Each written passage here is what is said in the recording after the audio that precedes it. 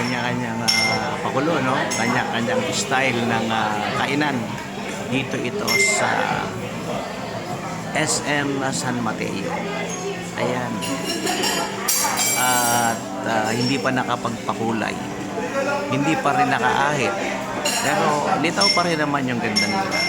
Passenger seat. Subukan natin kumain dito. Passenger seat. Kanya-kanyang pakulo. No? Passenger seat. Kanya-kanyang pakulo.